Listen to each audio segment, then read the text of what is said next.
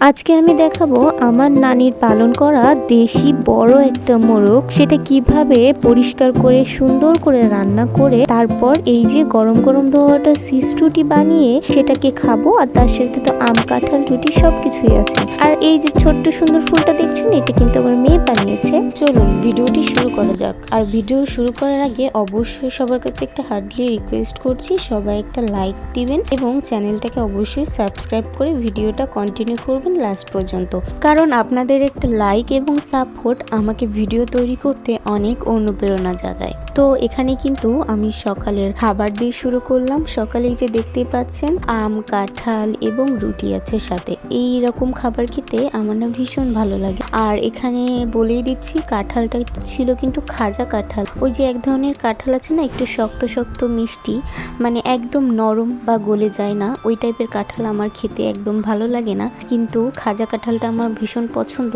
আমাদের এখানে তো এটাকে খাজা কাঁঠালই বলে। আপনাদের এখানে মানে যার যার অঞ্চলে এই কাঁঠালটাকে কি নামে চেনে অবশ্যই কমেন্টস করে জানাবেন। আমাদের অঞ্চলে কিন্তু এটাকে খাজা কাঁঠালই বলে।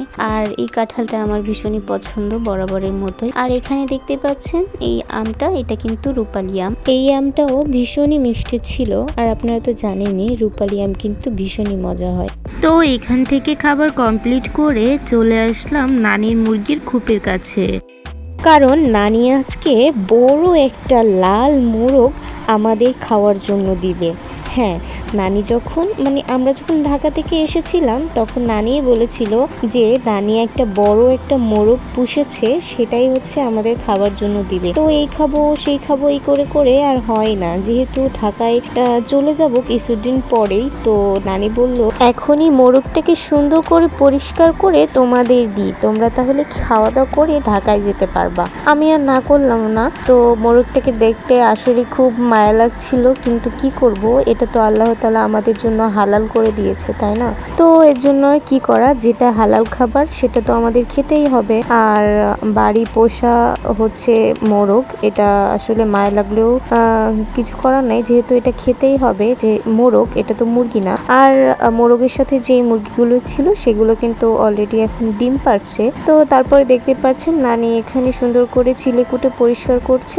আর তারপরে এখানে আরেকটা বিষয় দেখায় আপনাদের, ওইদিকে সব ক্লিন হচ্ছে। আর এই ফাঁকে আমি একটু ঘরে এসেছি। ঘরে এসে দেখি আমার মেয়ে এত সুন্দর করে একটা ফুল বানিয়েছে, গোলাপ ফুল। এটা কিন্তু ভীষণই সুন্দর হয়েছে আর দেখতে ভীষণ ভালো লাগছিল। তারপর কিন্তু আমি সন্ধ্যার টাইমে চলে আসলাম। সন্ধ্যার টাইমে এখানে নানি আম কেটে দিয়েছিল আর চিপস ভাজি করেছিল। তো সেটাই হচ্ছে আমের সাথে চিপস মিশাই একটু টেস্ট করে দেখছিলাম কেমন লাগে খেতে।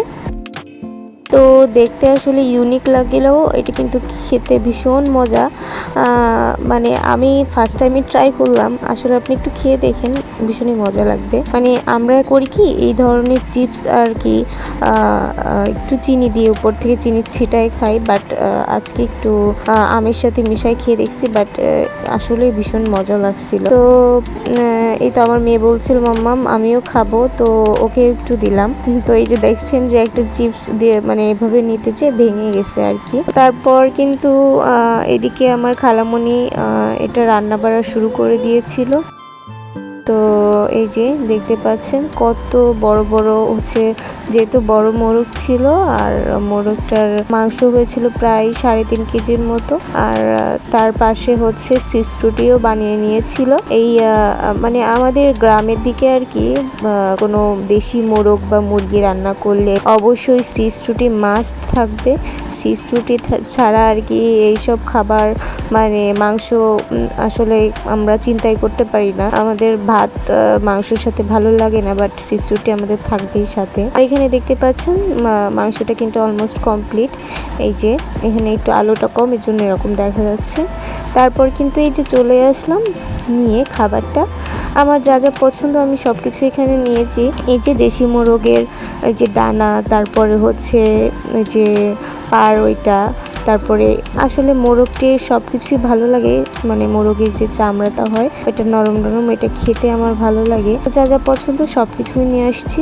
এই যে দেখতে পাচ্ছেন, এইটা দেখে মানে আবার যখন আমি ভয়েস ওভার করছি না, তখন আবার খেতে মন চাচ্ছে। আসলে ভীষণই মজা ছিল, মজা হয়েছিল রান্নাটা।